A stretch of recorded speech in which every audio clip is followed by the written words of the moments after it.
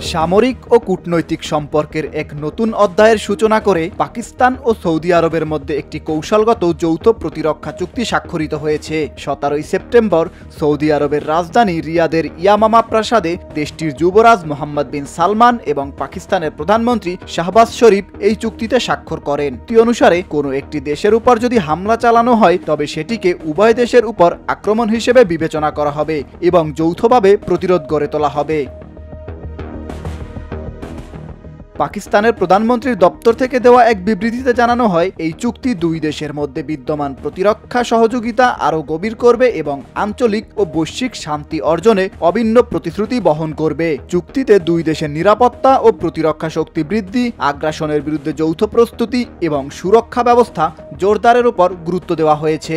বিবৃতিতে আরও উল্লেখ করা হয়, পাকিস্তান ও সৌদি আরবের মধ্যে প্রায় 8 দশকের পুরনো কৌশলগত অংশীদারিত্ব, ভ্রাতৃত্বপূর্ণ সম্পর্ক, ইসলামী সংহতি এবং অভিন্ন স্বার্থের ভিত্তিতে এই চুক্তি সম্পাদিত হয়েছে।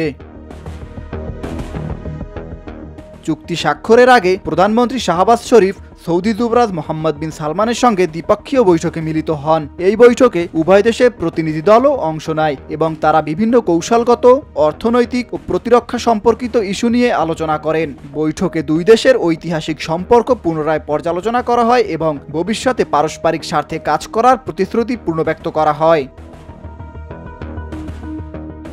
এদিকে বিশ্লেষকরা বলছেন, এই চুক্তি শুধু সামরিক দিক থেকেই নয়, বরং আঞ্চলিক রাজনীতি, ইসলামী সংহতি এবং নিরাপত্তার দৃষ্টিকোণ থেকেও তাৎপর্যপূর্ণ। এটি দুই দেশের মধ্যে পারস্পরিক আস্থাকে নতুন মাত্রা দিয়েছে এবং একটি সম্মিলিত নিরাপত্তা কাঠামোর সূচনা করল, যা ভবিষ্যতে মুসলিম বিশ্বের বৃহত্তর ঐক্যের পথ প্রশস্ত করতে পারে। মোহাম্মদ রাফি, স্বদেশ প্রতিদিন।